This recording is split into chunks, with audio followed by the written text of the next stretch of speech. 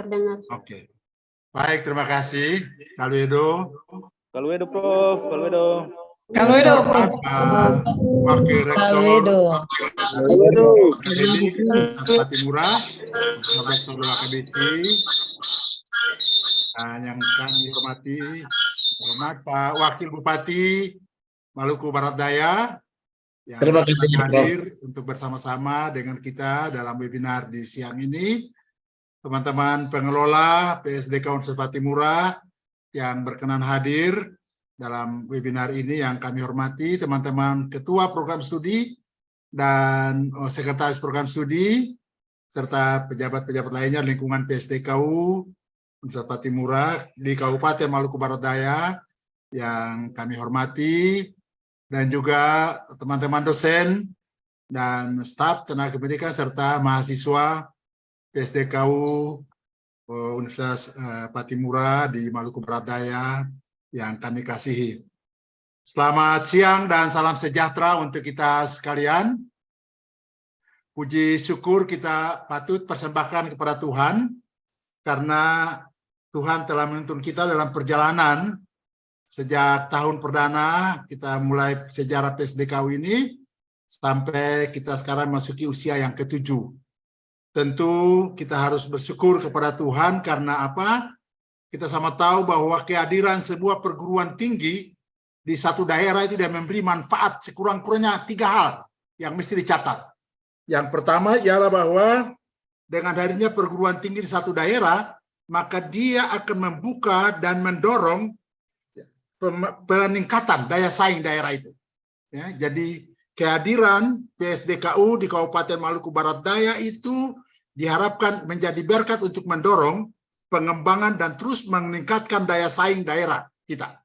Sehingga daerah kita itu memiliki sumber daya, memiliki kapasitas, memiliki produk yang memiliki daya saing yang baik di dalam konteks percaturan dengan daerah-daerah lain. Yang kedua ialah bahwa dengan hadirnya perguruan tinggi di satu daerah, maka apa? Kredibilitas daerah itu makin hari makin terangkat.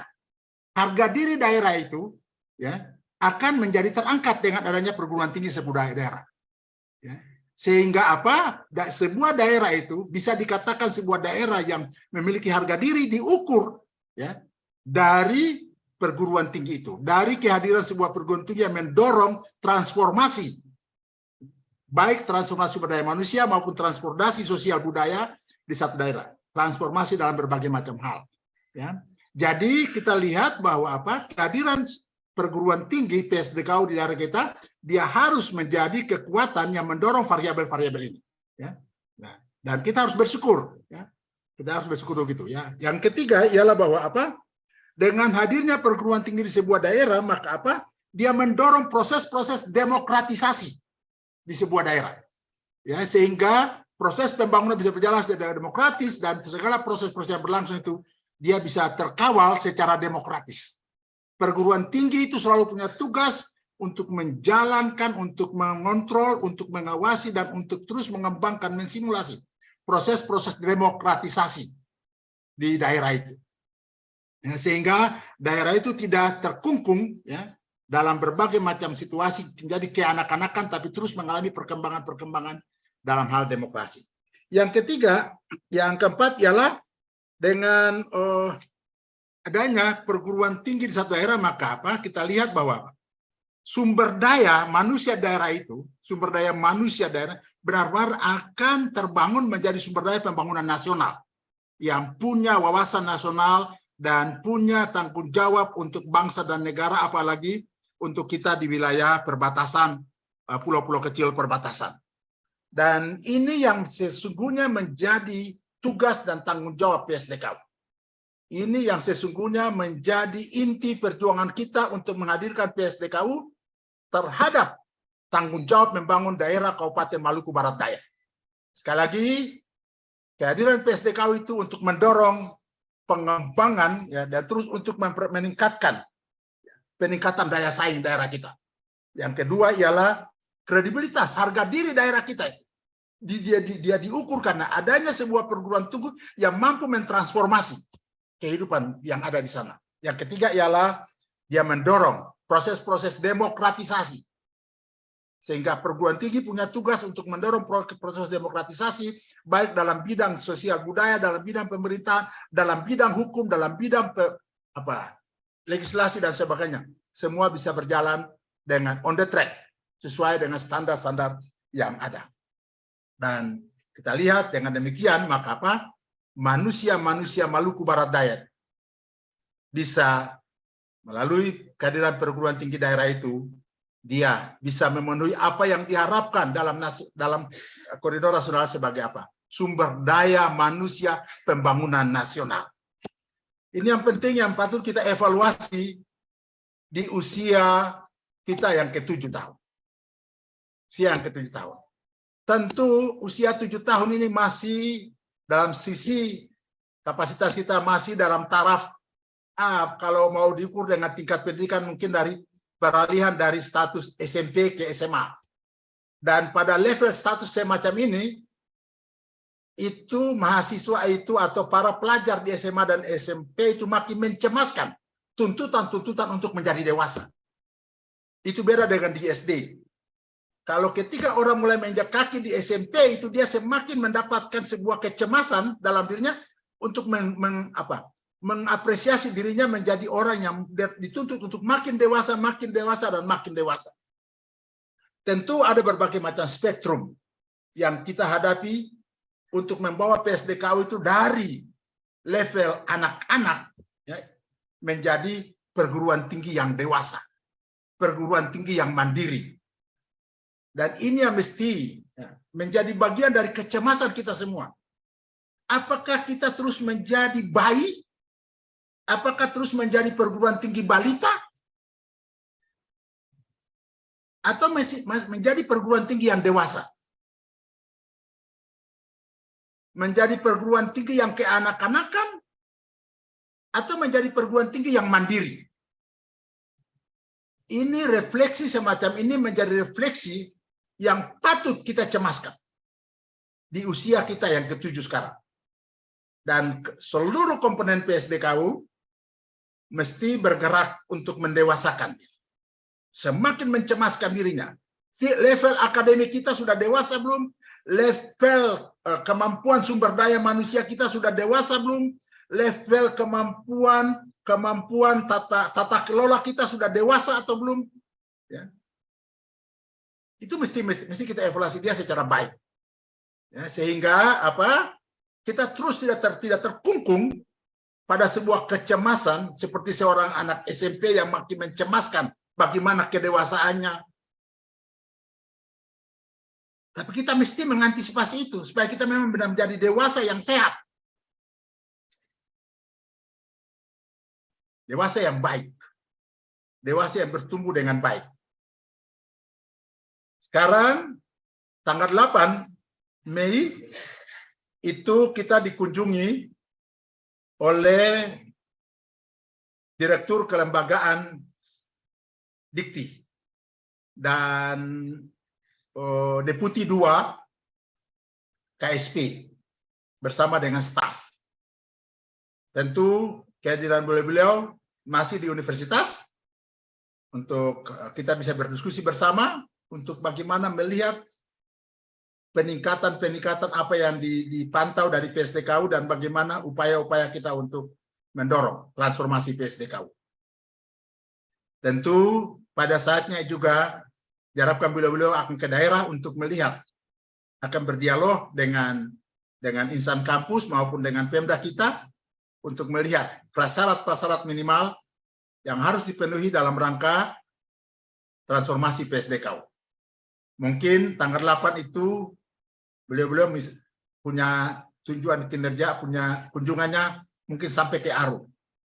Tapi kita harapkan satu saat nanti beliau-beliau akan sampai ke Maluku Barat Daya untuk melihat kesiapan kita sejauh mana standar-standar kesiapan kita itu telah terpenuhi untuk bisa bertransformasi jadi dari PSDKU menjadi Universitas Kepulauan Selatan Daya di bumi Kalbedo yang kita harapkan. Tentu ini tantangan-tantangan besar bagi kita. Karena itu kesempatan webinar kali ini, Pak WR1 adalah orang yang terus berjuang bersama-sama dengan Pak Rektor, dengan kami, berkali-kali kami ke pusat untuk terus berjuang untuk itu. Dan bersama-sama dengan Pemda kita terus berjuang untuk membenahi berbagai macam hal yang perlu kita penuhi dalam rangka tuntutan transformasi PSDKU. Kami berharap kiranya di usia 7 tahun, langkah-langkah kita makin cerah untuk menghadapi proses pendewasaan PSDKU, proses pemandirian PSDKU ini. Tentu perwujudan kecemasan semacam ini menjadi harapan sangat bergantung dari kemampuan, dari komitmen, dari kinerja kita semua. Karena itu saya mengharapkan perhatian dari teman-teman dosen, teman-teman tenaga kependidikan, dan sahabat-sahabat mahasiswa insan pencinta kampus PSDKU untuk terus bergumul bersama-sama dengan Universitas Patimura, dengan pimpinan daerah kita, Pak Bupati, Pak Wakil Bupati, dan DPR, dan seluruh staf, untuk kita bisa bekerja sama dalam rangka mewujudkan apa yang menjadi cita-cita, apa yang menjadi harapan dari seluruh masyarakat kita di Maluku Barat Daya untuk menghadirkan sebuah universitas di Maluku Barat Daya dalam rangka mewujudkan apa yang saya bilang tadi. 3 hal yang paling penting. Bangun harga diri daerah kita, memperkuat daya saing daerah kita, dan memperkuat proses demokrasi di daerah-daerah kita. Pembangunan kita dan berbagai macam bidang harus berjalan secara demokratis. Dan atas dasar harapan dan keyakinan semacam itu, kami sebagai pimpinan PSDKU dengan penuh syukur kepada Tuhan, di tengah-tengah juga usia yang sudah makin tua, tapi Tuhan masih terus kasih kekuatan, bersama-sama dengan teman-teman, bersama-sama dengan Pemda, untuk kita terus mewujudkan apa yang menjadi harapan kita untuk membangun daerah kita. Nah, terima kasih kami sampaikan sekali lagi untuk Pak Wakil Bupati yang berkenan hadir, dan juga dari unsur pejabat Pemda yang berkenan hadir untuk siang hari ini bisa berkontribusi, juga yang kekasih Pak WR1, Universitas Patimura, Pak Profesor Lewa Kabesi, atas segala perjuangan dan kerja keras bagi pengembangan PSDKU ini. Saya dengan demikian membuka kegiatan kita melalui sambutan ini. Tuhan kiranya memberkati kita. Terima kasih. Kaluedo. Ya, terima kasih banyak Prof. Fatoli telah memberikan sambutan arahan sekaligus telah membuka secara resmi acara webinar saat ini. Hadirin yang saya hormati, saya akan sampaikan terlebih dahulu tata tertib yang berlaku selama webinar ini berlangsung. Yang pertama, peserta wajib berpakaian rapi dan sopan. Kedua, peserta wajib on cam dan off mic selama acara webinar berlangsung. Ketiga, peserta wajib menggunakan format nama sebagai berikut: asal instansi _ nama prodi _ nama lengkap. Contohnya PSDKU MBD Unpati _ akuntansi _ Engrid Leunupun. Yang keempat, peserta diharapkan berperilaku sopan dan tertib selama acara webinar berlangsung. Kelima, peserta dapat mengajukan pertanyaan melalui link yang diberikan di dalam chat Zoom. Pertanyaan tidak mengandung unsur sara dan disarankan berhubungan dengan substansi materi yang disampaikan. Yang keenam, Zoom akan dikunci setelah penyampaian materi kedua dari pembicara selesai. Dimohon peserta untuk tidak keluar masuk secara berulang room Zoom meeting kecuali kendala jaringan. Yang kedelapan, semua peserta diharapkan dapat mengikuti acara webinar dari awal hingga akhir.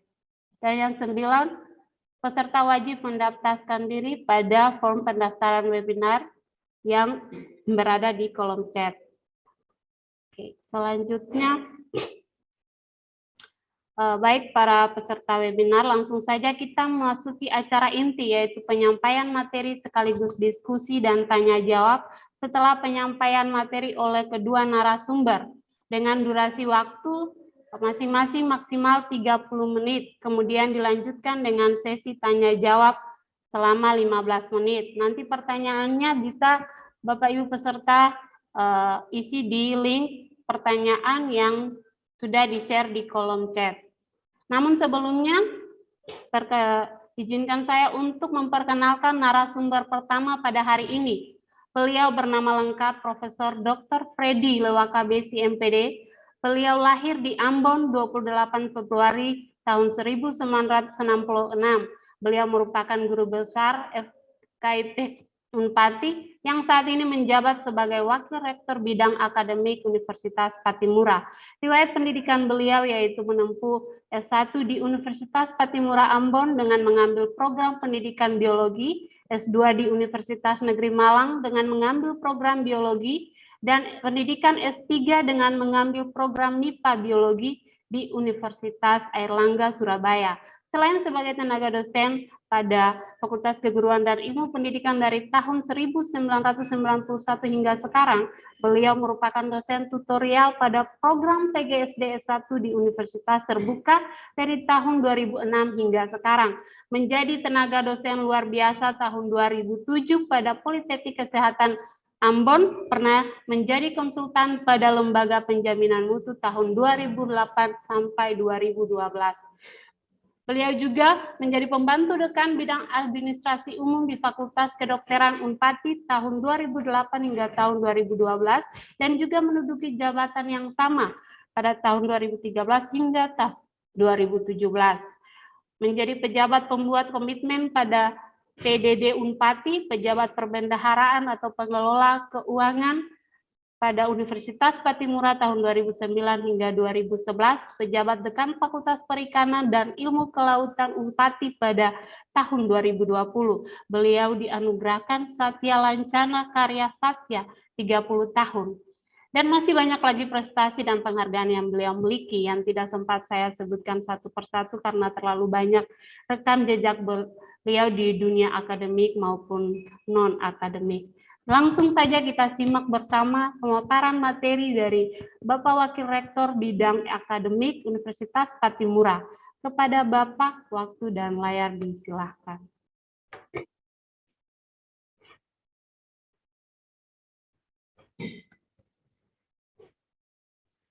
Mohon maaf, Prof, suaranya belum terdengar. Masih di mute, Prof. Ya, terima kasih MC, Nona sekaligus moderator. Yang kami hormati Pak Wakil Bupati Kabupaten Maluku Barat Daya, yang kami hormati Prof. Fatloli sebagai Ketua Pengelola PSDKU Unpati, yang kami hormati para undangan yang berkenan hadir di dalam webinar ini, yang kami hormati para dosen PSDKU, para mahasiswa, dan seluruh peserta webinar yang kami kasihi. Wassalamualaikum warahmatullahi wabarakatuh. Salam sejahtera, Shalom, Om Swastiastu, Namo Buddhaya, salam kebajikan, salam sehat, hotu mese, hotu mese. Kalwedo. Kalwedo.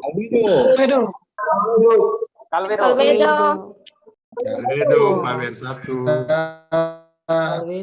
Bapak Edi. Prof. Ya, semua. Saya mengajak kita untuk henti mengucap syukur kepada Tuhan yang Maha Kuasa, Allah Subhanahu wa Ta'ala. Kita ada di udara Paskah, tetapi juga dalam bulan suci Ramadan. Ramadan. Kami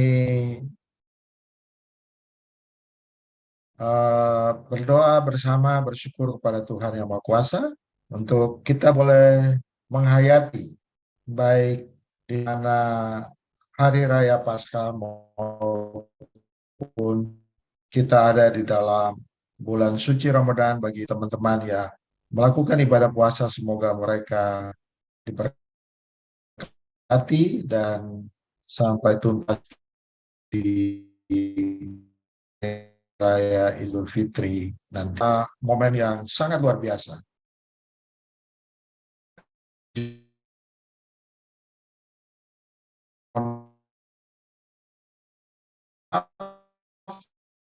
Karena faktor dalam dan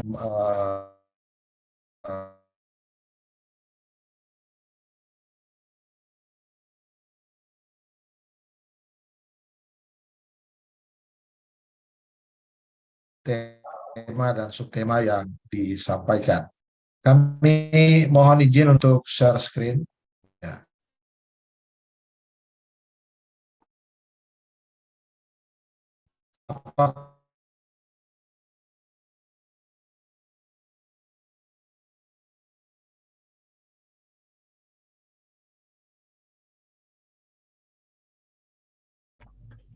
Sudah, Prof. Sudah.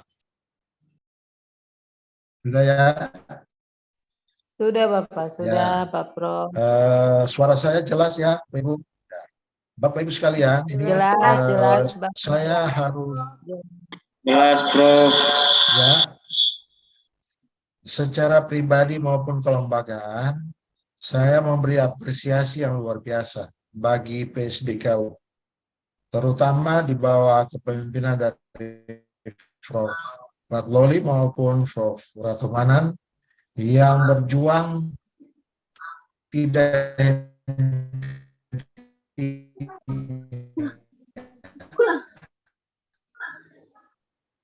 di waktu kami mulai jadi WR1, 6 prodi atau 12 prodi dengan begitu dari PSDKU Kabupaten di tahun 2021 di tengah-tengah kondisi pandemi yang luar biasa. 2020 ya Pak, dan itu sebuah kerja keras yang luar biasa, dan seiring dengan itu keinginan kuat kita semua untuk bagaimana terjadi transformasi dari PSDKU menjadi universitas baik di Kabupaten Kepulauan Aru maupun di Kabupaten Maluku Barat Daya. Berbagai diskusi pendekatan yang telah dilakukan secara internal maupun lewat pertemuan-pertemuan di kementerian, direktur kelembagaan, bahkan dengan bagian di mana menangani daerah-daerah perbatasan, kemudian sampai pada apa yang tadi Pak Prof sampaikan di tanggal 8 Mei kita juga bisa nanti dikunjungi oleh Deputi 2 bidang Direktur Kelembagaan, Pak Lukman bisa hadir dan melihat apa yang menjadi kesiapan. Dan kesiapan yang kami juga sudah dapatkan dari informasi Pak Lukman sejak awal kita pertemuan adalah bagaimana pemerintah daerah bisa menyiapkan dan memberikan hibah bagi kementerian untuk area-area pengembangan perguruan tinggi ke depan. Dan jika itu akan bisa berjalan dengan baik. Hari ini kami mencoba untuk menerjemahkan tema ini dengan sedikit, karena informasi ini baru kami dapat dari malam, dan dalam waktu yang singkat kami mencoba meramu beberapa slide. Mudah-mudahan slide ini bisa memberikan gambaran bagaimana kita bisa membangun pendidikan di wilayah kepulauan menuju world class university. Dan kita harus punya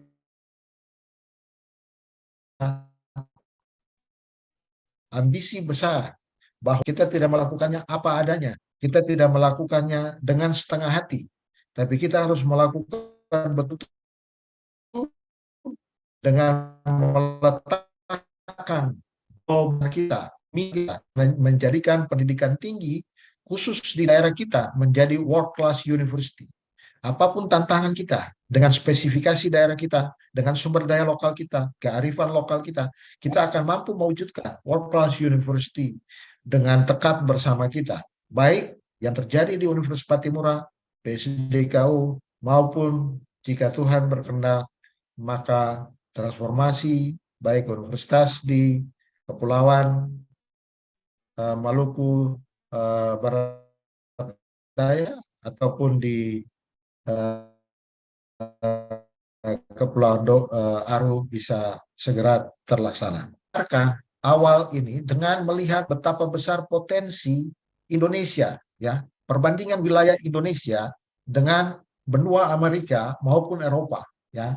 Sebelah kiri itu kita bisa lihat bagaimana jika peta Indonesia itu diletakkan di atas benua Amerika, maka benua itu tertutup hanya dengan peta Indonesia dari Sabang sampai Merauke.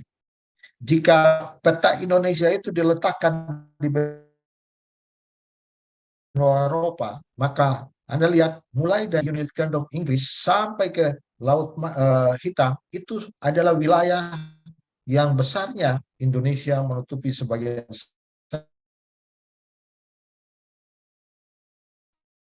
Eropa.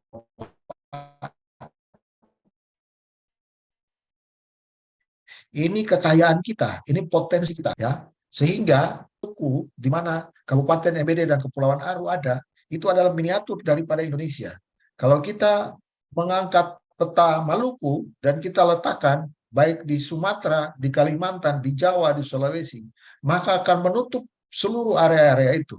Dan besarnya daerah kita memiliki potensi sumber daya alam yang perlu dikembangkan dengan kekuatan sumber daya manusia yang mumpuni. Keunggulan Indonesia lainnya yang Bapak Ibu Saudara bisa lihat adalah ada 4 keunggulan Indonesia. Yang pertama, kita merupakan negara demokrasi, kemampuan menyampaikan pendapat dalam bentuk apapun dengan bebas, dengan pemilihan baik kepala daerah, kepala pemerintahan, maupun presiden, semua legislatif kita lakukan secara terbuka. Sebuah negara dengan demokrasi terbesar ketiga di dunia. Keragaman hayati atau biodiversity kita itu terbesar kedua di dunia. Yang pertama adalah Brasil dan yang kedua Indonesia, ya. Betapa besarnya kekayaan biodiversity kita, ya, yang kita harus bisa mampu mengelolanya sedemikian rupa untuk kemakmuran kita. Luas wilayah Indonesia itu 15 terbesar di dunia, urutan 15, ya. Dan keunggulan yang keempat, populasi kita, penduduk terbesar keempat di dunia. Yang pertama tentu saja Cina, yang kedua India, yang ketiga Amerika, dan yang keempat Indonesia. Dan tahun 2025 Indonesia diprediksi menjadi negara dengan kekuatan ekonomi terbesar di ASEAN atau di urutan ke-10 terbesar di dunia. Dan ini berarti apa yang menjadi kunci untuk kita mengelola, kunci keberhasilan suatu bangsa ada pada SDM-nya, ada pada sumber daya manusianya. Dan karena itu, Bapak Ibu, saudara-saudara sekalian, perguruan tinggi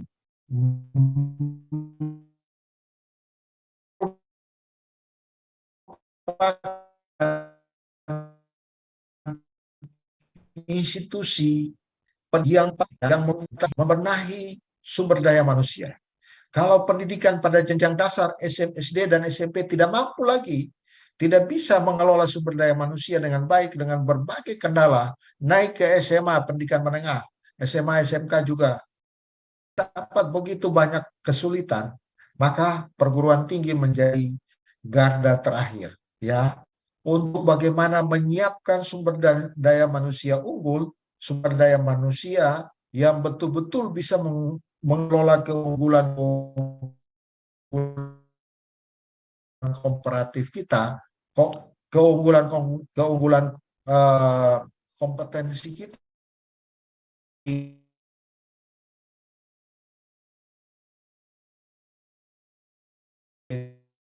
bidang tersebut.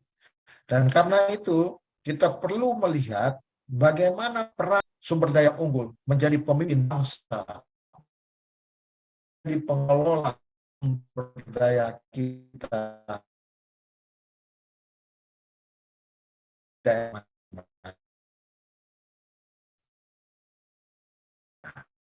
di dewasa ini. Kita sekarang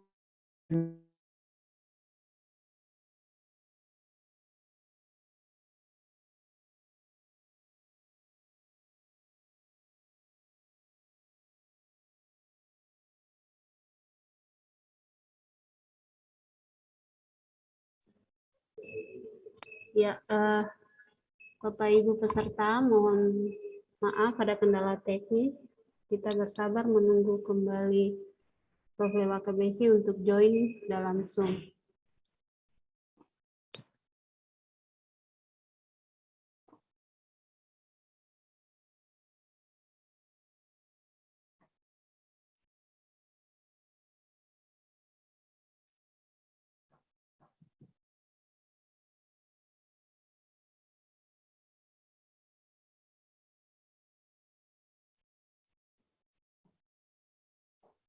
Ada Prof.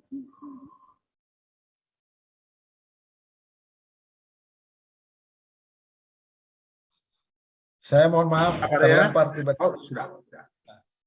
Iya. Bapak Ibu, saya balik. Ya. Udah lebih jelas kah Bapak Ibu? Suara saya Sudah, Prof. jelas ya? Sudah, Prof. Jelas, Prof. Sudah, Oke. Prof. Saya lanjut ya.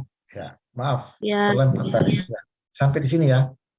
Jadi kita ada pada era di mana pengetahuan menjadi fokus yang penting. Kalau di era industri ya, kita lihat di atas itu bagaimana sumber daya alam itu digali, kemudian ada pabrik untuk bagaimana mengelola sumber daya alam itu. Pabrik itu menghasilkan bahan-bahan yang bisa dipasangkan, ya, bisa mengelolanya menjadi peralatan-peralatan yang berguna, mesin-mesin dan lain sebagainya, kemudian dipasarkan, didistribusi, dan terjadi layanan atau servis terhadap produk-produk yang berkualitas. Kalau sekarang kita ada pada abad 21, di mana data menjadi starting point kita, penguasaan terhadap data. Data-data itu, big data ya, literasi data. Nah, data-data tersebut bisa kita peroleh di berbagai media, ya, dan data itu harus bisa kita kuasai sebagai sebuah informasi yang penting. Informasi itu kita kemas jadi pengetahuan. Pengetahuan itu bisa membawa kita pada seseorang yang ahli di bidangnya, expertise-nya, keahliannya itu betul-betul bisa dipertanggungjawabkan, dan keahlian itu kemudian dipasarkan. Ya, ilmu-ilmu itu kemudian dijual, tanda kutip ya. Nah, dan keilmuan itu kita dapatkan di mana? Di perguruan tinggi, di lembaga pendidikan. Dan karena itu pelayanan, produk-produk servis yang kita harus wujudkan adalah melalui pendidikan yang berkualitas. Ya, kurang lebih begitu. Bapak Ibu, kita punya tantangan pada wilayah kepulauan Maluku yang luar biasa. Kita punya wilayah kepulauan ini, ya, ini 11 kabupaten kota dengan cirinya masing-masing, ya, dengan logo masing-masing, ya. Nah, ada 92,4% lautan. Daratan kita hanya 7,6%, ya. Pulau itu 1.340 pulau. Nah, kecamatan itu ada 118 kecamatan. Nah, kota, kabupaten 11, dan luas wilayah kita 712.480 km persegi. Nah, ini luar biasa potensi kita. Dan dalam potensi yang demikian bagaimana kita mengelolanya? Namun dalam potensi tersebut Maluku punya beberapa ketimpangan, Bapak Ibu. Kesenjangan yang luar biasa. Apa? Ketimpangan pasar kerja, ya. ketimpangan akses, ya, ketimpangan produktivitas, ketimpangan informasi, ya, ketimpangan pendidikan, ketimpangan pendapatan, ya, dan ini semua menjadi problem-problem kita untuk kita lihat menyelesaikannya. Apa yang harus kita lakukan? Bagaimana political will dari pemerintah daerah? Bagaimana kerjasama kita untuk bisa menyelesaikan ketimpangan-ketimpangan ini? Ya. Isu strategis di Kepulauan Maluku, ya, masalah-masalah, isu-isu yang kita lihat hampir setiap waktu, ya, kita lihat masalah ini, bahwa apa? Rendahnya pendapatan daerah, kemampuan fiskal daerah yang masih terbatas, tata kelola sumber daya manusia, ya, ketersediaan dan kelayakan infrastruktur, ya, struktur tenaga kerja yang belum mampu mengimbangi perubahan sektor ekonomi, ya, kemiskinan kita yang masih tinggi, ketimpangan antara kabupaten yang relatif tinggi satu dengan yang lain, ada inflasi yang besar gitu, yang tinggi di daerah kita. Nah, jangankan dibandingkan dengan provinsi lain, dengan Maluku Utara saja, kita punya banyak sekali kelemahan. Tingkat kemiskinan Maluku itu nomor 4 tertinggi di Indonesia. Ya, kita lihat bahwa kondisi-kondisi seperti ini hingga September 2021 tingkat kemiskinan kita masih 16%, ya, 16,30%, tertinggi keempat dari 34 provinsi, ya. Nah, indeks pembangunan manusia yang tadi Pak Prof pernah singgung juga, Indonesia itu masih urutan 9, ya. Rankingnya itu 107 dan masih sangat belum bisa kita bersaing dengan misalnya Norwegia dan lain-lain, itu ada pada urutan 1, 2 dan seterusnya. Kita masih kalah juga dari Thailand, Malaysia, Brunei Darussalam, apalagi Singapura. Kita masih jauh sekali dari negara-negara ASEAN. Nah, indeks pembangunan manusia, ya, Provinsi Maluku juga masih di urutan 26 dari 34 provinsi. Di 2021 69,71%. Dan ini masih perlu kita lihat sama-sama, karena indeks pembangunan ini juga salah satu indikator pembangunan sumber daya manusia. Nah, Bapak Ibu sekalian, ini lokasi kampus Unpati, ya. Kita punya kampus ada 3 lokasi. Kampus utamanya di Poka dan PGSD, kemudian PSDKU di Aru dan PSDKU di MBD. Nah, bagaimana alternatif untuk kita membangun, mempersiapkan kampus-kampus ini untuk menjadi transformasi, menjadi universitas yang bisa membangun sumber daya manusia di daerah. Saya punya beberapa kerangka pikir. Ya, kondisi utama kita adalah bagaimana kita memperkuat basis pendidikan, mulai dari jenjang pendidikan dasar, pendidikan menengah, dan tentu saja pendidikan tinggi. Mutu pendidikan di semua sektor itu harus dibenahi. Mulai dari mana? Mulai dengan kekuatan peserta didiknya di tengah. Kemampuan untuk mendukung bagaimana peserta didik itu bisa kita siapkan lingkungan belajar yang mendukung.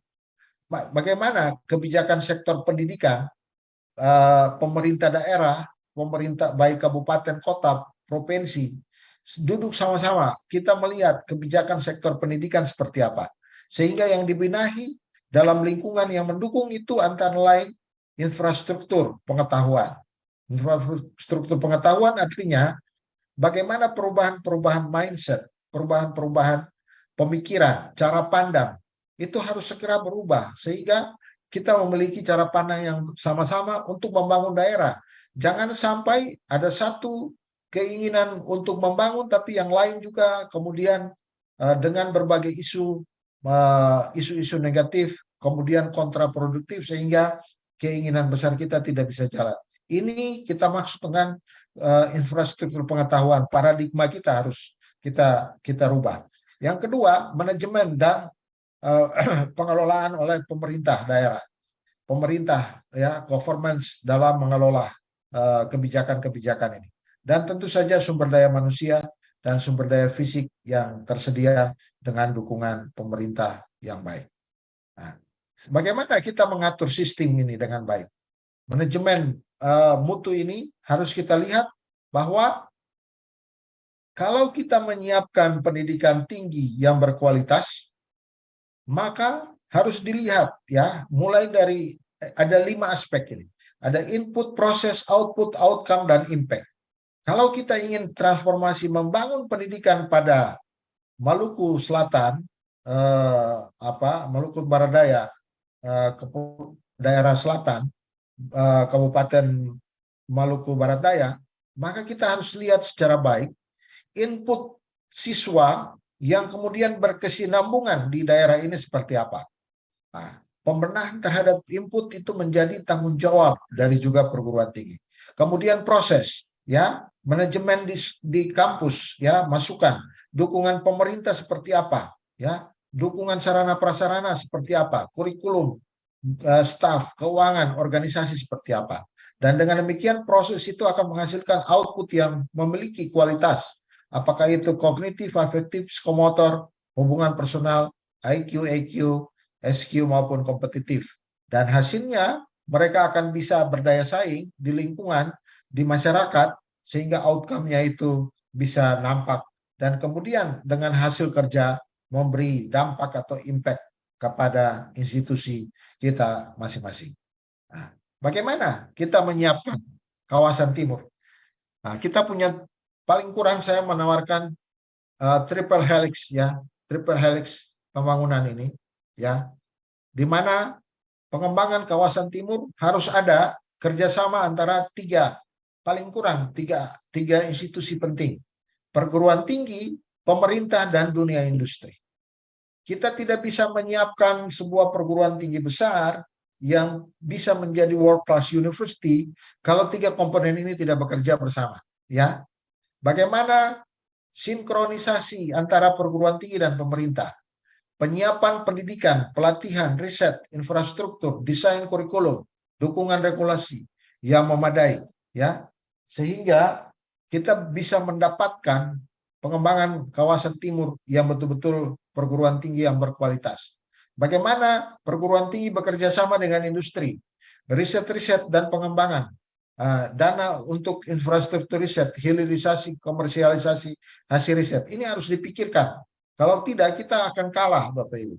Pemerintah dengan industri, dukungan untuk kemitraan, ya. Kalau ada pengembangan, katakanlah peternakan di MOA, peternakan di MBD, bagaimana sampai pada kerjasama dengan industri untuk komersialisasi hasil riset?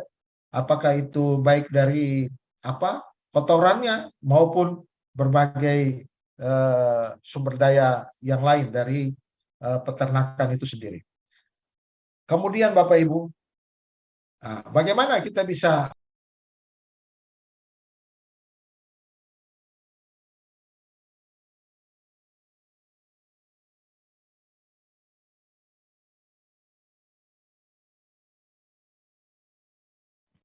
Prof, mohon maaf suaranya tidak terdengar. ya.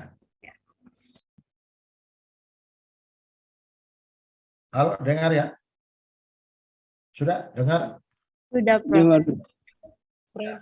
Nah, jadi anggaran dana itu penting sekali. Fakultas, program studi, metode, ya, bagaimana SDM, akademik, peneliti, non akademik, mahasiswa yang unggul, infrastruktur yang baik.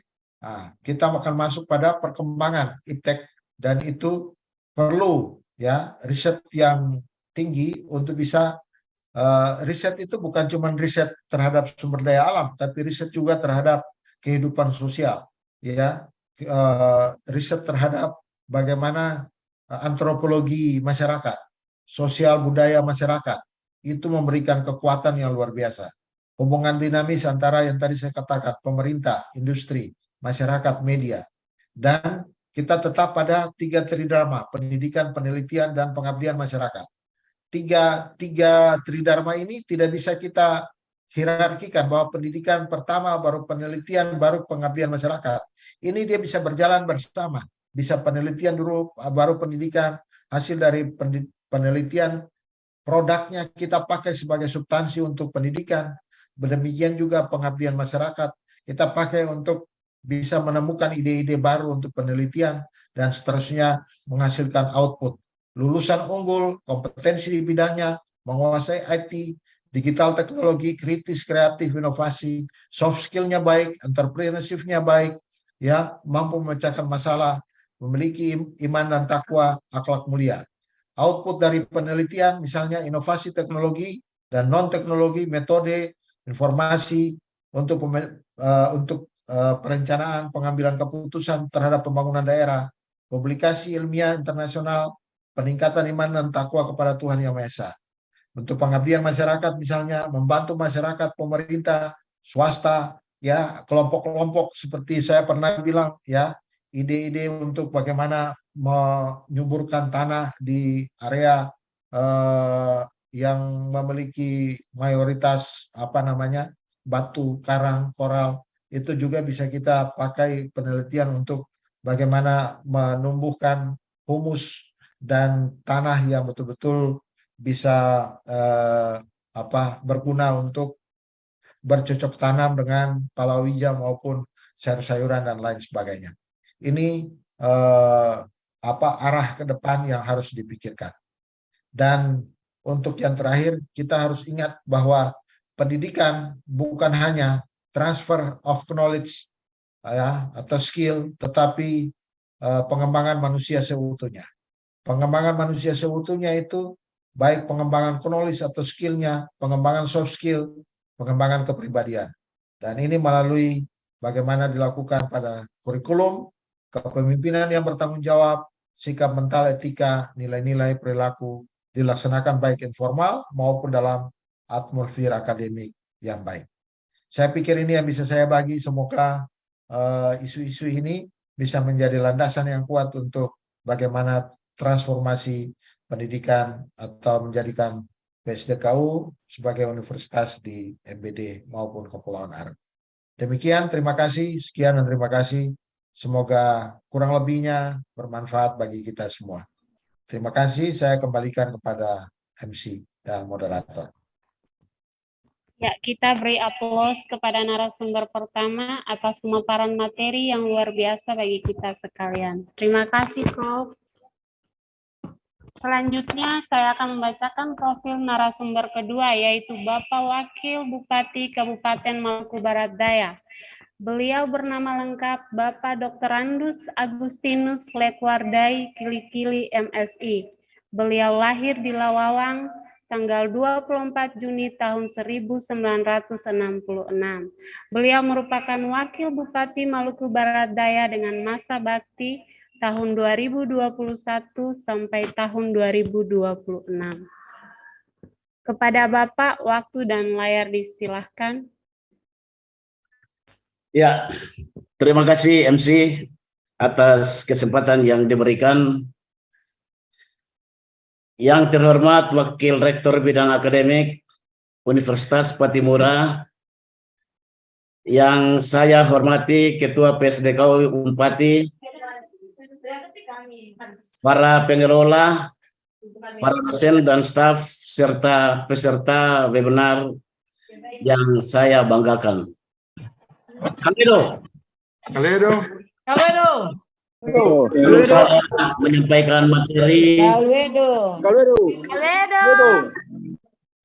Ya, sebelum saya menyampaikan materi pada saat ini, saya perlu menyampaikan selamat menjalankan ibadah puasa kepada rekan-rekan kita yang sementara melaksanakan ibadah puasa. Semoga kemenangan ke depan dapat tercapai. Berkenan dengan pelaksanaan Dies Natalis ke-7 Universitas Patimura, khususnya PSDKU Tiakur, kami memberikan selaku pemerintah daerah memberikan apresiasi yang sangat besar kepada Universitas Patimura dan PSDKU, di mana dalam pelaksanaannya telah menunjukkan berbagai hal yang positif dengan pemerintah daerah. Sebelum saya menyampaikan ini juga perlu saya sampaikan visi misi dari Bupati dan Wakil Bupati periode 2021-2026,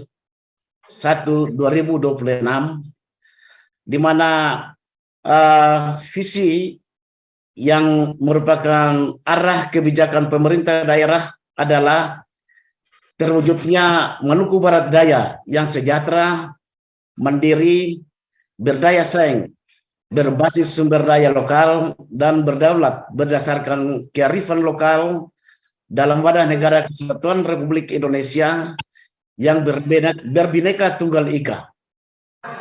Visi ini kemudian dijabarkan lagi dalam RPJMD Kabupaten Maluku Barat Daya dengan prioritas yang pertama, percepatan penurunan kemiskinan melalui peningkatan infrastruktur. Jadi penurunan kemiskinan ini itu merupakan prioritas utama untuk tahun 2023 ini.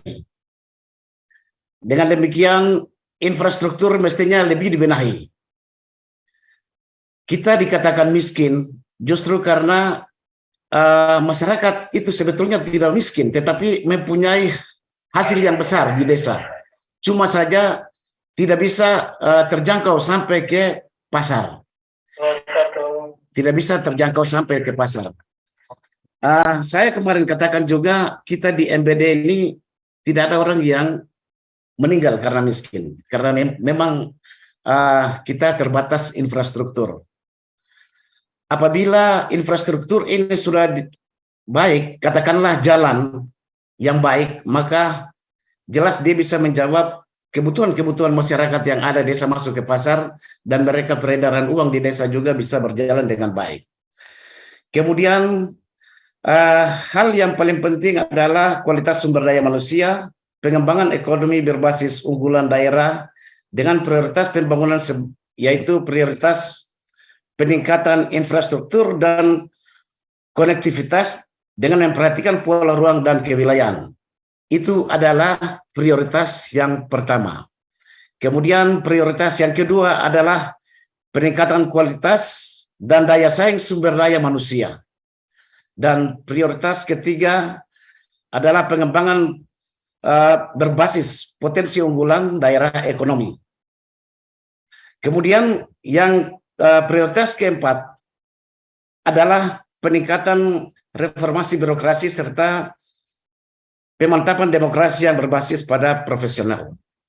Nah, terkait dengan itu, pada kesempatan ini, setelah kita mengikuti rekam jejak dari PSDKU Kabupaten Maluku Barat Daya, yang tadi saya katakan memberikan apresiasi kepada Bupati bersama seluruh stakeholder, terutama cendekiawan-cendekiawan Kabupaten Maluku Barat Daya yang ada di Kota Ambon, terutama Pak Watloli, Pak Bob Mose, dan para Tumanan bersama seluruh stakeholder yang memang sangat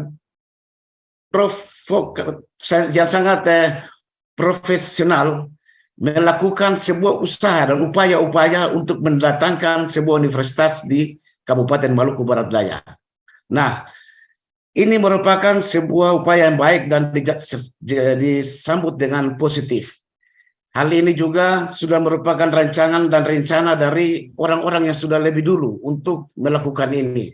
Tetapi bisa dilakukan oleh bapak-bapak kita yang merupakan cendekiawan ya, MBD yang ada di Ambon.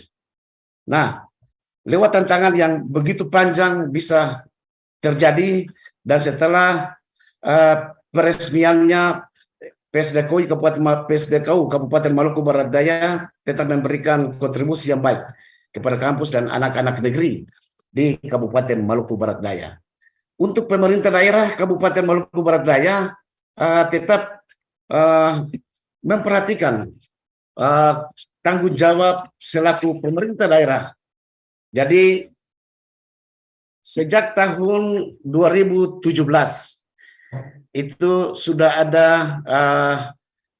sejumlah anggaran yang dikucurkan kepada PSDKU Kabupaten Maluku Barat Daya, dan terakhir sampai pada tahun 2021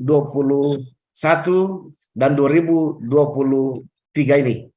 2023 ini anggaran yang diluncurkan sekitar 5 miliar, diharapkan dari pemerintah daerah bisa dapat digunakan dengan sebaik-baiknya untuk kemajuan PSDKU Kabupaten Maluku Barat Daya.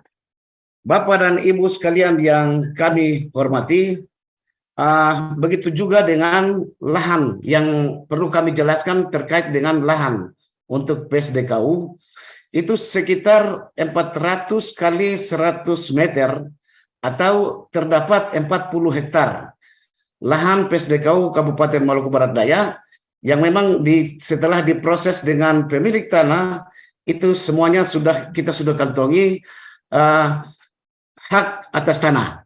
Jadi surat keterangannya sudah ada, yaitu perjanjian kerjasama, dan memang pelepasan hak atas tanah itu juga pemerintah daerah sudah kantongi. Dengan demikian kami menyampaikan apresiasi yang sangat besar kepada seluruh stakeholder PSDKU, di mana ada harapan dari kami pemerintah daerah, di mana PSDKU Impati di MBD dapat membuka diri terhadap kebutuhan pendidikan atau perkuliahan kepada semua stakeholder, baik ada di dalam kabupaten maupun di luar kabupaten, bahkan yang ada di luar negeri, katakanlah Timur Leste. Sehingga dengan sendirinya kita dapat meningkatkan kualitas sekaligus bisa ada perhatian dari pemerintah pusat untuk sesegeranya kita harus lepas dari PSDKU dan menjadi salah satu universitas yang direncanakan atau diidam-idamkan Universitas Selatan Daya. Bapak Ibu sekalian yang saya hormati, kondisi real sampai pada hari ini di Kabupaten Maluku Barat Daya untuk setiap kecamatan anomi masyarakat atau tamatan-tamatan SMA di Kabupaten Maluku Barat Daya, mereka sangat mempunyai keinginan untuk melakukan kuliah di PSDKU Kabupaten Maluku Barat Daya yang berpusat di Tiakur ini. Dan ini juga merupakan salah satu kerja keras dari kita semua. Semoga mereka daripada ke tempat yang paling jauh, mereka bisa menyelesaikan pendidikan dan studinya, melanjutkan pendidikannya di PSDKU Tiakur pada saat ini. Untuk itu, di kesempatan ini saya atas nama pemerintah daerah Kabupaten Maluku Barat Daya menyambut baik Webinar dan Dias Natalis ke-7 PSDKU Kabupaten Maluku Barat Daya. Dari sini saya memberikan aplaus yang sangat besar kepada seluruh stakeholder, khususnya Universitas Patimura, kemudian pengelola PSDKU Kabupaten Maluku Barat Daya atas segala upaya yang begitu besar, sehingga pada hari ini dan saatnya tanggal 13 nanti usianya yang ke-7 bisa dapat berjalan dengan baik. Semoga ini merupakan sebuah momentum untuk kita lebih menguatkan diri, membenahi diri, untuk lebih meningkatkan PSDKU Kabupaten Maluku Barat Daya ke arah yang lebih baik. Mungkin ini saja beberapa hal yang perlu kami sampaikan. Kebetulan saja kami tidak pakai slide, justru karena waktu yang diberikan sangat mepet. Kemudian pada hari ini juga saya sama-sama dengan Kepala Dinas Pendidikan terkait dengan pelaksanaan webinar ini. Semoga berhasil selalu PSDKU Kabupaten Maluku Barat Daya dan Universitas Patimura. Sekian dan terima kasih. Kalwedo. Alwedo. Ya, kita beri aplaus kepada narasumber kedua atas pemaparan materi yang luar biasa bagi kita sekalian. Hadirin yang kami hormati, demikianlah kedua materi telah dipaparkan oleh Bapak Profesor Dr. F. Lewakabesi MPD dan Bapak Dr. Anus Agustinus L. Kili-Kili MSI. Ya, berdasarkan materi dari kedua narasumber, dapat disimpulkan bahwa dengan berbagai keunggulan yang dimiliki oleh Indonesia seperti demokrasi, biodiversitas, luas wilayah, dan populasi, maka pada tahun 2025 Indonesia diprediksi akan menjadi salah satu negara yang memiliki kekuatan ekonomi terbesar di ASEAN dan juga masuk ke urutan 10 besar di dunia. Untuk mencapai semua itu, selain dengan keunggulan-keunggulan yang patut kita syukuri, Indonesia memerlukan SDM yang memiliki etos kerja dan kebersamaan dalam Bhinneka Tunggal Ika. Namun dalam perjalanannya tentu kita tahu ada beberapa kekurangan dan ketimpangan yang terjadi, antara lain seperti kekurangan pasar kerja, kekurangan akses dan informasi, ketimpangan pendapatan, ketimpangan pendidikan, dan juga aspek produktivitas yang masih belum dapat dikatakan cukup baik. Untuk mendukung peningkatan SDM, maka diperlukan kerangka pikir peningkatan mutu pendidikan, dan tentu implementasi yang efektif dan efisien, dimulai dari kebijakan sektor pendidikan yang dimulai dari pusat sampai kebijakan tingkat daerah, infrastruktur pendidikan, serta sumber daya manusia. Dengan menggunakan triple helix model, untuk pengembangan kawasan timur diperlukan kerjasama antara 3 pihak, yaitu tentu saja perguruan tinggi, pemerintah, dan juga industri. Ya, selanjutnya sesi tanya jawab. Bapak Ibu peserta webinar, silakan mengisi link pertanyaan pada kolom chat untuk memberikan pertanyaan kepada kedua narasumber.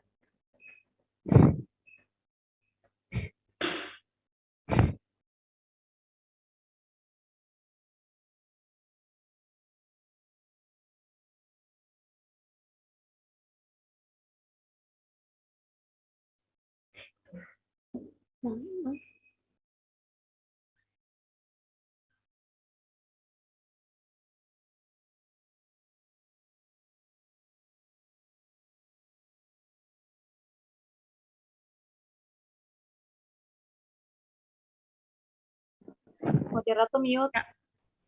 Ya, peserta sekalian, dipersilakan untuk memberikan pertanyaan, boleh dengan mekanisme raise hand, atau juga dengan mengisi pertanyaan pada link pertanyaan di kolom chat.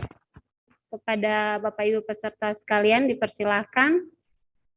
Saya berharap kita tidak ragu-ragu ya dalam memberikan pertanyaan kepada narasumber kita yang luar biasa, karena momen ini momen langka untuk kita berdiskusi dan menggali berbagai informasi serta menimba ilmu dari narasumber kita yang hebat dan luar biasa ini. Ya, sudah ada pertanyaan dari siapa ini? Siapa ini?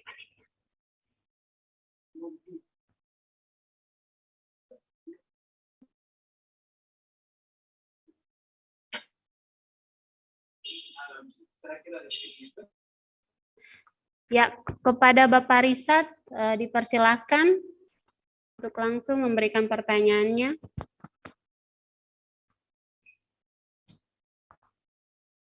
Mohon maaf Pak, suaranya belum terdengar, mikrofonnya masih di mute.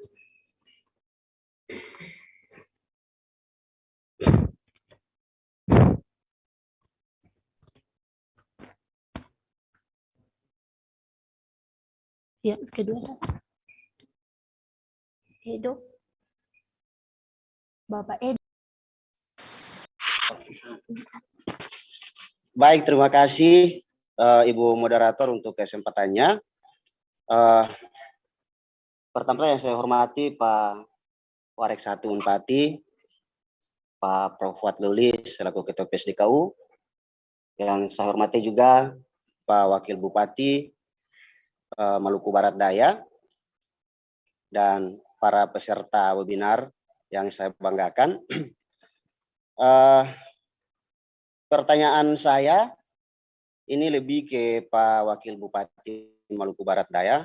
Ini terkait dengan surat pembebasan lahan kampus PSDKU Maluku Barat Daya. Nah, transformasi PSDKU Kabupaten kampus Maluku Barat Daya menjadi Universitas Selatan Daya yang kita sementara ini harapkan itu bisa tercapai, sampai saat ini masih terkendala dengan pembebasan lahan atau pembebasan tanah. Nah, saya kebetulan di lapangan, pengelola di lapangan, dan saya berkoordinasi terus untuk tanah kampus ini. Dan saya pernah mendapatkan informasi, Pak, terkait dengan luas lahan kampus PSDKU itu tidak sampai 40 hektar, Pak. Nah, saya pernah dengan Dinas PU, kita melihat master plan itu, dan ketika kita melihat, kita hitung-hitung ternyata tidak sampai 40 hektar. Nah, ini yang perlu butuh informasi yang jelas dari Pak Wakil, bahwa benar kampus tanah kampus PSD Kabupaten Maluku Barat Daya itu 40 hektar atau tidak. Lalu prosesnya sampai sejauh ini kita masih menunggu surat resmi untuk diserahkan kepada kementerian, silakan melalui Universitas Patimura ke kementerian untuk kita memiliki tanah yang sah, menjadi salah satu syarat untuk menjadikan PSDKU menjadi Universitas Selatan Daya di Kabupaten Maluku Barat Daya. Mungkin saya butuh klarifikasi, butuh penjelasan yang informasi yang jelas terkait dengan luas tanah ini, Pak. Terima kasih, Pak. Saya kembalikan kepada Ibu Moderator. Ya, terima kasih Pak Rizal. Selanjutnya saya persilakan langsung kepada Bapak Wakil Bupati Maluku Barat Daya untuk menanggapi pertanyaan dari peserta. Ya, terima kasih atas kesempatan yang kedua terkait dengan kesepakatan pelepasan hak atas tanah untuk PSDKU Kabupaten Maluku Barat Daya sesuai dengan surat pelepasannya itu hari Rabu tanggal 24 Oktober tahun 2018. Ya, jadi yang melepas adalah Pak Kunrat F. Wirta kepada pihak pertama, yaitu pemerintah daerah Kabupaten Maluku Barat Daya, dalam hal ini Saudara Bapak Dr. A. Syamiloy. Ya, beliau adalah jabatannya waktu itu sebagai Ketua Panitia Pengadaan Tanah Kampus PSDKU Kabupaten Maluku Barat Daya. Ya, dengan demikian untuk dokumennya memang sudah ada. Mungkin ini ada dilengkapi dengan daftar persetujuan dan daftar hadir pemilik lahan tanah waktu itu yang ditandatangani, dan memang kalau dibutuhkan bisa dihubungi langsung ke Dinas Pendidikan Kabupaten Maluku Barat Daya. Itu saya sampaikan ini sekaligus menjawab pertanyaan kedua, bahwa sampai sejauh ini surat tersebut sementara disiapkan untuk diserahkan ke kementerian. Jadi begitu. Nanti kalau memangnya ada hal-hal yang terkait dengan masalah pelepasan hak atas tanah ini, bisa saja langsung dengan Kepala Dinas Pendidikan Kabupaten Maluku Barat Daya. Sekian, saya kembalikan ke MC. Ya, terima kasih Pak atas jawabannya. Saya rasa jawaban Bapak Wakil Bupati MBD sudah menjawab pertanyaan dari Pak Rizal. Selanjutnya, pertanyaan yang masuk di link. Infrastruktur merupakan salah satu faktor penunjang perkembangan pendidikan PSDKU Unpati MBD. Oleh sebab itu, gedung perpustakaan yang dibangun oleh Pemda MBD yang sampai saat ini belum difungsikan karena belum selesai pekerjaannya, harap diperhatikan secara baik oleh Pemda agar gedung perpustakaan itu bisa digunakan. Kita maksimalkan untuk penggunaan. Ini bukan pertanyaan. Ya, selanjutnya terkait dengan pengabdian Bapak Ibu para dosen yang menetap di Kota Tiakur atau dosen home base, diharapkan kesejahteraan mereka juga diperhatikan oleh pihak Pemda agar mereka bisa betah dan tidak terbeban dalam menjalankan tugas dan tanggung jawab. Dari Ridolf Loimelitna. Ya, jadi ini untuk Bapak Wakil Bupati, mohon untuk diperhatikan ada Masukan. suara hati dan masukan dari dosen-dosen di PSDKU MBD. Selanjutnya saya persilakan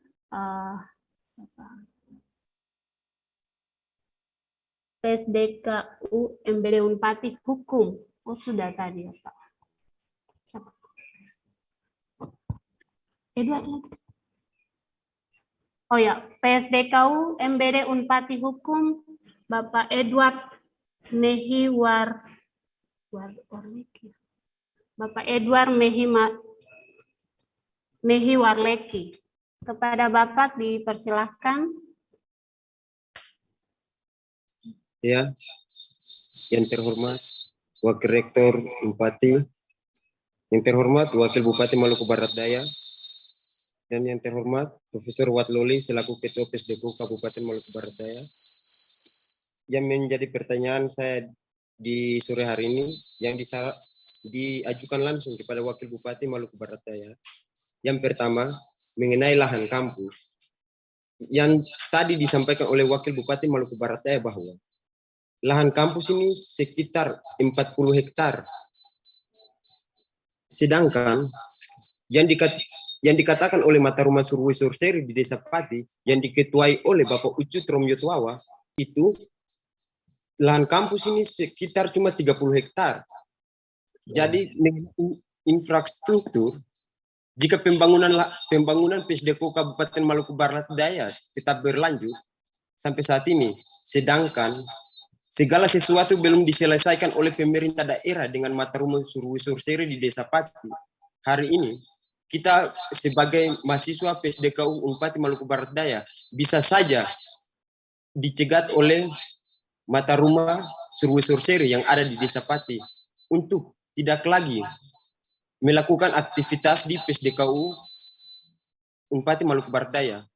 Untuk itu, yang menjadi pertanyaan saya di saat ini mengenai persoalan 30 hektar atau 40 hektar yang diberikan oleh Mata Rumah Surwei Surseri di Desa Pati ini sebenarnya 30 hektar atau 40 hektar. Lalu yang kedua, apakah pemerintah daerah sudah menyelesaikan uang Siripinang yang ditujukan dari Mata Rumah Surwei Surseri kepada pemerintah daerah atau belum? Terima kasih. Ya, langsung saya serahkan kepada Bapak Dr. Randus Kili-Kili MSc untuk menjawab pertanyaan. Ya, terima kasih. Terkait dengan pelepasan hak atas tanah ini, sesuai dengan muatannya, itu luas tanah yang diserahkan adalah 40 hektar. 40 hektar dengan biaya pada pasal 3 itu perjanjian kerja itu pembiayaannya. Saya harus baca yang pertama, biaya pembayaran lahan tanah kampus PSDKU Kabupaten Maluku Barat Daya dilakukan melalui 2 tahapan pembayaran. Kedua, proses pembayaran tahap pertama itu 1 miliar rupiah, tahap kedua itu 2 miliar rupiah. Itu sesuai surat perjanjian. Nah, perlu saya jelaskan bahwa sampai hari ini itu perkembangannya memang dari pemerintah daerah belum melakukan pembayaran. Tapi dananya memang setiap tahun diakomodir dalam APBD. Setiap tahun diakomodir dalam APBD. Dan kita tidak bisa langsung lepas pada person. Mestinya jangan sampai besoknya ada yang gugat lagi. Iya. Takutnya jangan sampai ada yang gugat besok-besok lagi, akhirnya yang kena sasaran adalah pemerintah daerah. Nah, ada solusi lain dari pemerintah daerah, nanti dikonfirmasikan setelah Pak Bupati tiba. Prinsipnya bahwa harga tanah yang ada ini, sepanjang belum ada persoalan, itu bisa dibayarkan. Tetapi apabila ada persoalan dititipkan pada rekening, atau rekening dengan catatan apabila yang sudah menang atau yang punya, kalau terjadi sengketa, ya terjadi sengketa, apabila yang menang itu yang punya, bisa dicairkan untuk yang bersangkutan. Nah, kemarin itu terjadi masalah seperti di Pelabuhan Tiakur. Sampai sekarang kita punya PPI yang ada di Pelabuhan Tiakur ini masih terkatung-katung, belum jalan. Padahal yang ini saja, proyek yang ini semultiyer ini saja bisa menjawab tingkat pengangguran, menurunkan tingkat pengangguran di Kabupaten Maluku Barat Daya. Bisa menjawab pendapatan masyarakat. Nah, substansi yang khusus ini, khususnya untuk PSDKU, saya kembali lagi untuk PSDKU, anggarannya memang ada, dan saya berharap mungkin dalam waktu dekat kita lakukan pendekatan-pendekatan dengan Dinas Pendidikan maupun Keuangan. Tetapi mestinya dari pihak yang menyerahkan itu harus benar-benar tidak ada persoalan di bawah, sehingga bisa langsung dibayarkan. Seperti begitu. Nah,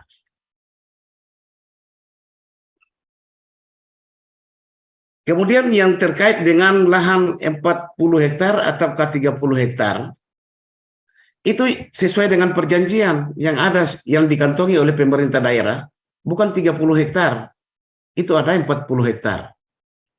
Jadi perlu saya sampaikan seperti itu. Demikian ya, saya kembalikan ke MC. Ya, terima kasih Pak atas jawabannya. Selanjutnya, saya persilakan Pak Fardemale untuk menyampaikan pertanyaannya. Baik, terima kasih Ibu Moderator atas kesempatannya. Selamat sore. Yang terhormat Pak Prof. Dewa Kabesi selaku Wakil Rektor Bidang Akademik Universitas Patimura. Yang terhormat Pak Wakil Bupati Maluku Barat Daya. Dan yang saya hormati Ketua PSDKU Universitas Patimura serta seluruh peserta webinar yang saya kasihi. Ada beberapa hal yang perlu saya tanyakan dan saya sarankan kepada pemerintah daerah.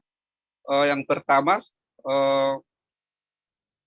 tadi saya mengikuti pertanyaan-pertanyaan pendahulu itu soal masalah tanah. Tetapi yang di sini saya mau sentil sedikit soal pelepasan status tanah dari hutan lindung. Karena kemarin saya sudah berkoordinasi dengan Balai Pemantapan Kawasan Hutan, itu setelah hasil pengukuran, itu yang diberikan itu 27 hektar, Pak. Jadi mohon berkoordinasi dengan Balai Pemantapan Kawasan Hutan Wilayah 9 Ambon untuk berklarifikasi bahwa tanah yang sebenarnya itu 40 supaya pada saat pelepasan statusnya dari kawasan hutan lindung itu memang benar-benar sesuai dengan harapan atau sesuai dengan ukuran dari yang dimiliki oleh pemerintah daerah Kabupaten Maluku Barat Daya. Itu mungkin saran saya kepada pemerintah daerah. Kemudian yang berikut mungkin sedikit pertanyaan buat Pak pemerintah daerah, bahwa mungkin sejauh mana fungsi dan peran pemerintah daerah secara politik memperjuangkan PSDKU Universitas Patimura menjadi Universitas Kepulauan Selatan Daya. Mungkin itu yang bisa saya sampaikan. Selamat sore dan Kalwedo. Kalwedo, ya. Terima kasih Pak atas pertanyaannya. Saya berikan langsung kepada Bapak Dr. Andus Akilikili MSI untuk menjawab. Ya, terima kasih. Terkait dengan tanah yang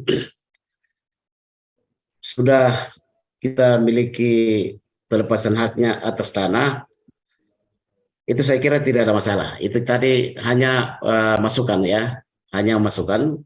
Sementara yang disampaikan sampai sejauh mana peran pemerintah daerah dalam kaitannya dengan memperjuangkan PSDKU sebagai universitas.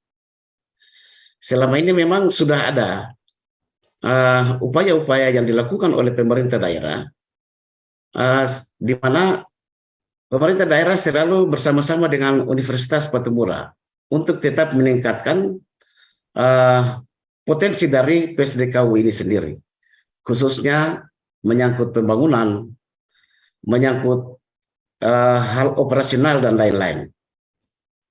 Sehingga salah satu upayanya yang dilakukan seperti itu. Ke depan mungkin ada upaya-upaya yang lain, upaya nyata kaitannya dengan peningkatan PSDKU ini menjadi universitas. Yang punya peran penting dalam hal ini adalah dari pemerintah daerah dan Universitas Patimura. Mohon izin Pak Warek, tapi prinsipnya kita mestinya sinergi, sehingga kita pada saatnya bisa memiliki universitas negeri di daerah ini. Ya, mungkin salah satunya kita bisa sinergik untuk menerima mahasiswa-mahasiswa yang datangnya dari katakanlah luar negeri, Timur Leste khususnya. Dan mungkin ada sesuai informasi, ada beberapa mahasiswa yang akan datang di sini. Saya kira mungkin ini merupakan salah satu upaya yang dilakukan oleh Universitas Patimura. Dan memang saya sangat salut.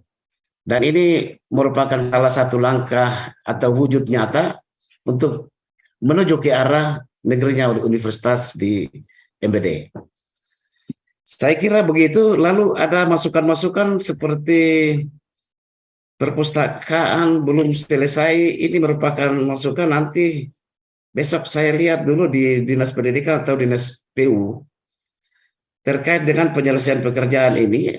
Kalau memangnya masih tertunda apa-apa yang item-item apa yang belum dikerjakan, mungkin kita bisa lihat. Dan bisa ada teguran-teguran khusus. Kemudian kesejahteraan para dosen. Ada perhatian dari pemerintah daerah, memang selama ini ada perhatian dari pemerintah daerah. Untuk perumahan tetap ada, hanya persoalannya mungkin sampai semaksimalnya belum dilakukan itu. Maksimalnya apa? Mungkin sampai tingkat-tingkat menyangkut hal-hal yang terkait dengan kebutuhan hari-hari. Tidak mungkin.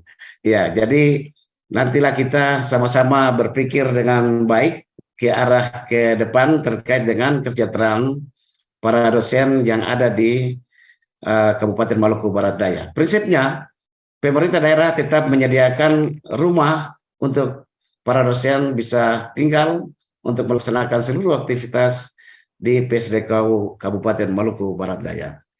Saya kira itu yang perlu saya jawabkan, saya kembalikan. Ya, terima kasih Pak atas jawabannya.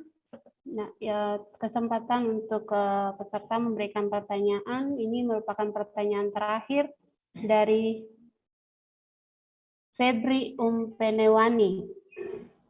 Ya, kepada Bapak Febri dipersilahkan.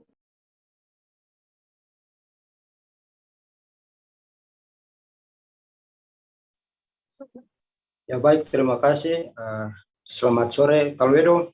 Kalwedo. Ya, pertanyaan ini saya mau sampaikan kepada pihak kampus. Saya mau bertanya kepada pihak kampus terkait pertanyaan ini. Tapi sebelumnya itu, yang terhormat Bapak Wakil Bupati dan yang terhormat para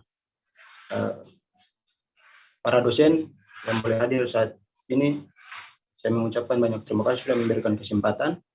Dan pertanyaan saya di sini saya pernah mendapatkan informasi mengenai dengan proses untuk mendirikan satu universitas, dan Universitas Maluku Barat Daya dalam hal ini PSDKU MBD masih membutuhkan lagi 2 fakultas untuk mencukupi persyaratan pembangunan satu universitas. Jadi informasi ini saya dapatkan dan saya mau menanyakan kepastian informasi ini. Baik, terima kasih. Ya, terima kasih. Ya, langsung saja, Pak. Ya, saya jawab ya, moderator ya. Ya, Oh, iya, siap. Pak Bupati, Pak Pilih-Pilih, Pak Wakil, dan Pak Prof. Loli, para dosen dan peserta yang berbahagia. Membangun sebuah universitas itu tidak gampang, ya. Syarat-syaratnya cukup banyak dan itu normatif. Regulasinya itu jelas. Kalau kita tidak pemenuhan standar itu tetap saja tidak bisa direalisasi kalau syaratnya belum terpenuhi. 7 tahun perjalanan PSDKU sebenarnya sebuah peluang yang sudah terbuka sangat besar. Itu berawal dari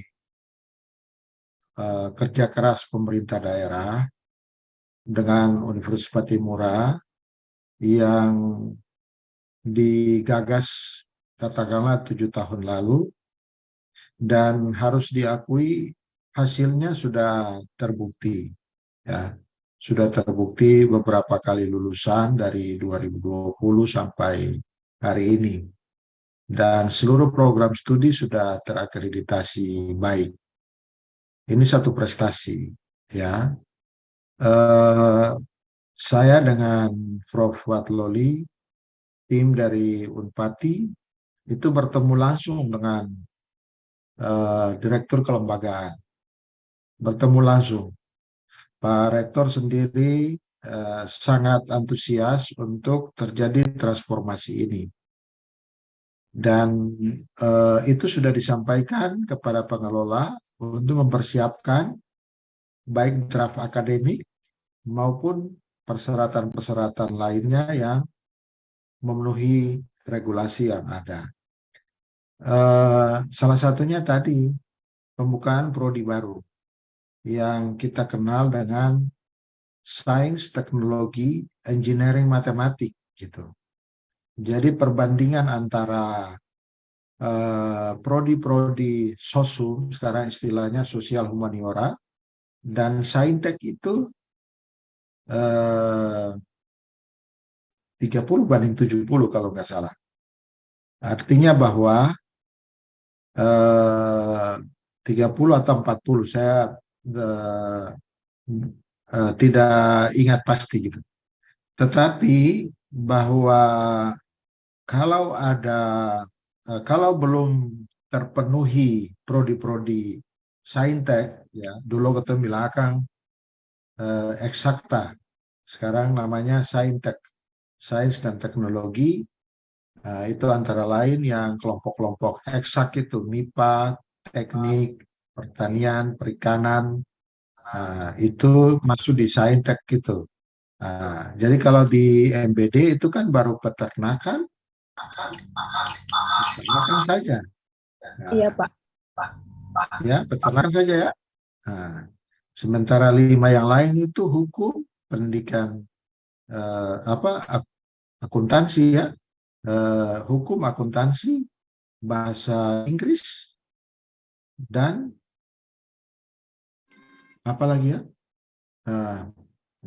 Dari 6 itu hanya 1 saja yang eksak. Makanya Pak Prof. Watloli dan tim itu sudah menjajaki, kalau tidak salah, perikanan. Ya, perikanan tambah 2 prodi gitu, sehingga ada keseimbangan 3/4 5 ya lumayan lah gitu. Itu standar regulasi itu. Kalau 5 sosul paling kurang 3 prodi saintek gitu. Sekarang kan baru 1. Nah, gitu. Jadi membuka prodi baru ini juga tidak segampang kita pergi di Jakarta lalu otomatis prodi baru buka. Dia harus memenuhi paling kurang 9 kriteria, ya, 9 kriteria. Yang paling rumit itu pada kriteria sumber daya manusia dan sarana prasarana. Ya, kalau kurikulum dalam hal ini silabus, kemudian mata-mata kuliah, struktur kurikulum itu gampang dibikin gitu. Tapi pada saat kebutuhan sumber daya manusia, pembiayaan dari mana sumber daya manusia itu? Untuk jumlah minimal 6 dosen setiap prodi gitu. Belum lagi tenaga kependidikannya. Karena awal-awal itu semua harus dibiayai, didanai oleh perguruan tinggi. Lalu mereka yang bersedia itu, mereka bersedia untuk dikasih honor yang awal sangat kecil dalam ukuran perguruan tinggi, itu kan sangat kecil gitu. Sehingga kerja-kerja tersebut sudah dilakukan. Mudah-mudahan 2 prodi yang baru ini bisa cepat. Dan kalau draft akademiknya sudah sampai di Dikti, itu by system. Nah, nanti L2 Dikti akan survei lapangan, apakah memenuhi atau tidak. Kalau L2 Dikti memberi rekomendasi, L2 Dikti memberi rekomendasi baru dilanjutkan. Nah, itu prosesnya panjang. Dilanjutkan dengan apa? Visitasi lapangan oleh asesor. Nah, mereka visitasi lagi dulu, baru SK-nya dikeluarkan. Saya ambil contoh, hari ini kita dapat 1 prodi baru di Unpati, yaitu sains dan biomedis. SK-nya baru dikirim ke WA saya. Kita misalnya urus program studi farmasi di Unpati, itu 2 tahun, 3 tahun lebih baru bisa keluar. Kita urus ilmu komputer, itu juga 3 tahun baru jadi. Kita sekarang mau sementara urus kedokteran gigi ini sudah 3 tahun, dari 2020, sudah 2023 ini belum keluar, belum bisa keluar karena pemenuhan standar itu belum tercapai. Kalau belum tercapai, mereka tidak kasih SK gitu. Nah, itu normatif sekali, normatif gitu. Nah, sehingga dari sisi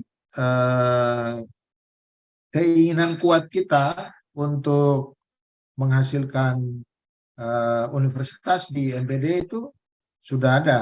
Cuman ya kita tetap tertumbuk dengan regulasi. Mau bikin apapun, orang bilang pukul kepala di tembok pun kepala pica, tetap saja belum bisa.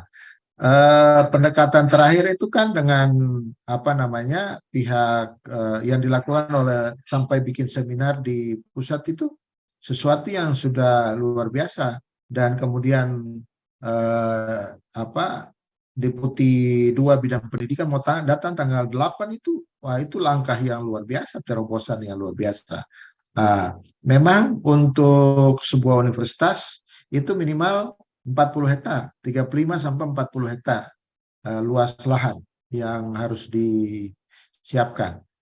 Sehingga tadi kami bertemu dengan direktur kelembagaan itu, beliau punya pernyataan sederhana sekali gitu. Prof,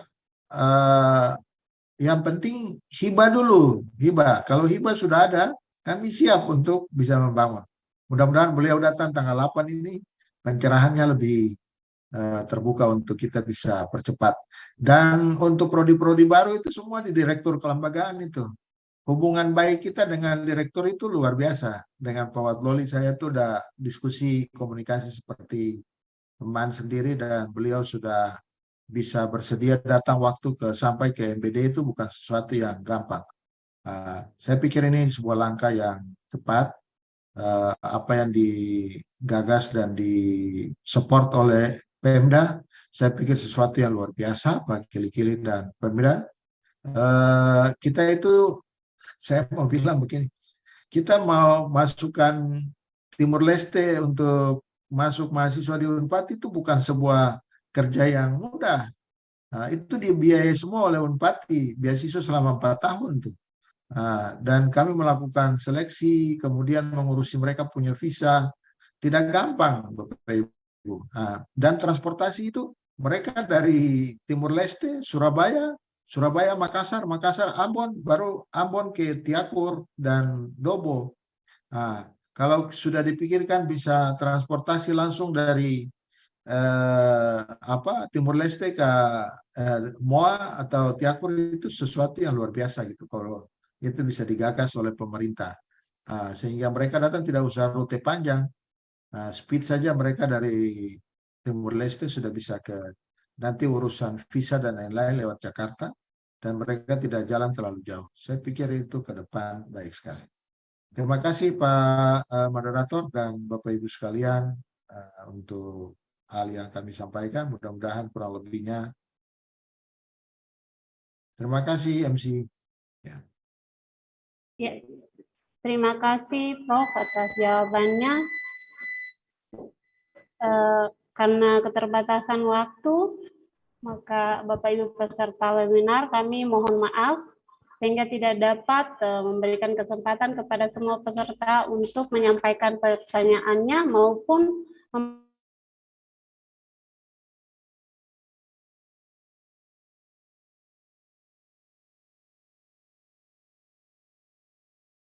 pertanyaan melalui link yang dibagikan. Sesi diskusi dan tanya jawab kita sudahi di sini. Kami meminta closing statement dari kedua narasumber untuk menutup sesi pemaparan materi webinar saat ini. Kepada kedua narasumber saya persilahkan.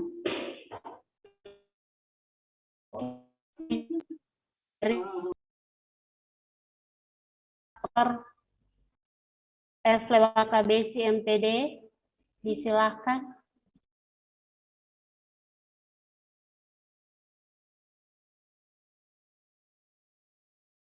Maaf, saya ke belakang tadi. Gimana tuh?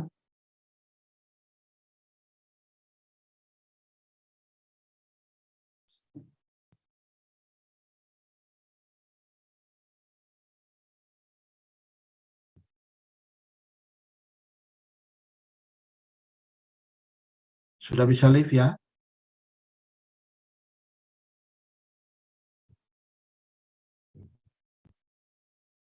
Hormat Pak Wirsatu, sorry. Ya. Ada dapat wawancara dari TV Patimura jadi. Iya. Dong ada rekam apa dari sini? Lagi ada pertemuan lagi dengan penerbit untuk kami memberikan kesempatan kepada kedua narasumber untuk memberikan closing statement. Oh gitu. Kepada saya duluan Bapak Prof. Dr. LWKBSI MPD saya persilahkan. Ya. Oke. Ya. Pembangunan sebuah institusi pendidikan tinggi itu butuh niat yang kuat, ya, tidak hanya dari pihak perguruan tinggi, tetapi juga dari pemerintah daerah, dan support yang sangat kuat sebenarnya dari pemerintah daerah dengan dukungan sumber daya yang ada, apakah itu sumber daya manusia maupun sumber daya alam dan sumber daya infrastruktur yang ada. Yang kedua adalah kerjasama, ya, kerjasama yang betul-betul solid,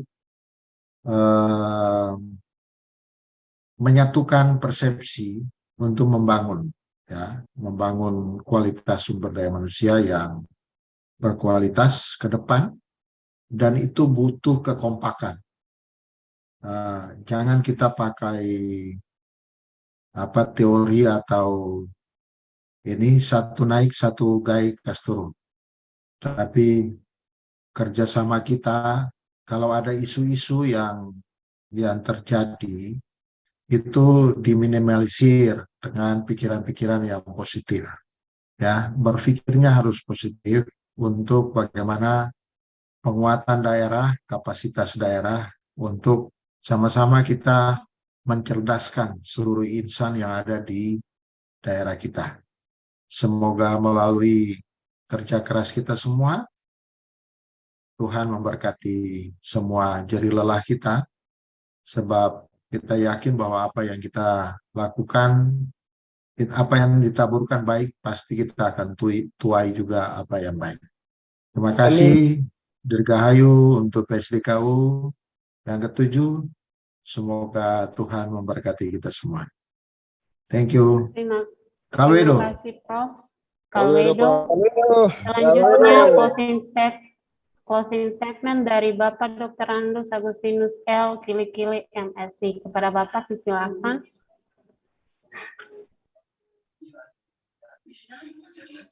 Ya, terima kasih.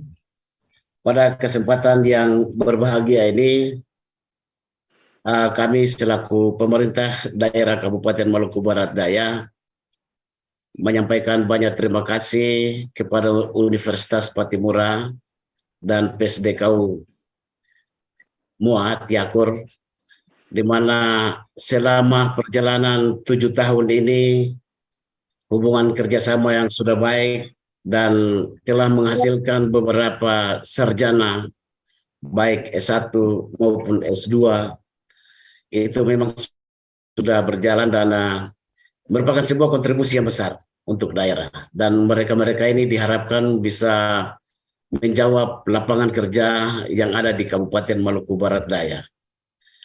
Pemerintah daerah melalui webinar berkaitan dengan Dies Natalis ke-7 Civitas Akademika Universitas Patimura, kami juga tetap melakukan kerjasama yang baik dari pemerintah daerah dengan Universitas Patimura, khususnya PSDKU, dalam kaitannya dengan membina atau melihat anak-anak bangsa, khususnya anak-anak negeri di Kabupaten Maluku Barat Daya ini, untuk terus berkarir, terus melanjutkan pendidikannya sampai tamat di PSDKU, sehingga pada akhirnya kita dapat memperoleh sarjana-sarjana yang unggul di daerah di Kabupaten Maluku Barat Daya ini. Pada kesempatan ini juga saya menyampaikan banyak terima kasih kepada semua pihak, seluruh stakeholder dalam kaitannya dengan panitia maupun seluruh pendukung webinar PSDKU MBDA pada hari ini. Semoga ke depan kita tetap semangat untuk melaksanakan seluruh tugas dan tanggung jawab kita untuk bangsa dan negeri Kalwedo ini. Inilah beberapa hal yang perlu kami sampaikan pada kesempatan ini. Terima kasih atas kerjasama yang baik. Kalwedo. Kalwedo. Terima kasih, Pak.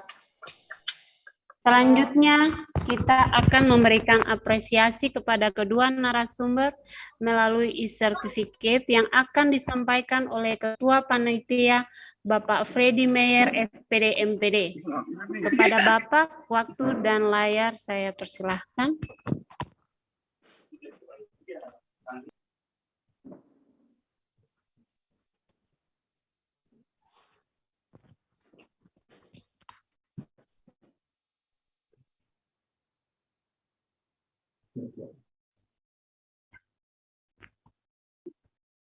Saya sebagai Ketua Panitia mengucapkan terima kasih kepada kedua narasumber, yaitu Profesor Dr. FDWKBC MPD dan Dr. Andus Agustinus L. Kili-Kili MSc, yang sudah memberikan banyak pengetahuan yang cukup berharga bagi mahasiswa dan seluruh dosen yang ada di MBD maupun yang ada di Ambon. Dengan ini saya akan memberikan sertifikat kepada kedua narasumber dan akan dikirim dan diberikan secara langsung. Dan juga bagi semua peserta webinar, kami juga akan mengirimkan sertifikat, e-sertifikat. Oke, terima kasih dan terimalah salam dari saya. Kalwedo.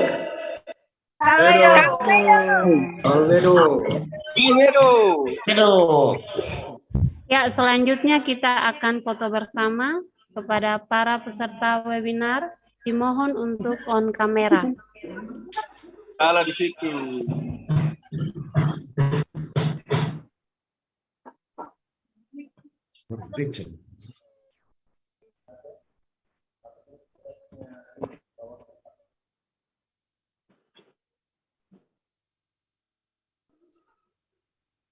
Oke.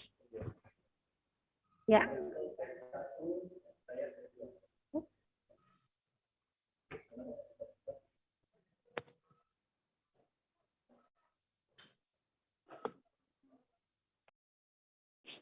Oke, 1, 2, 3.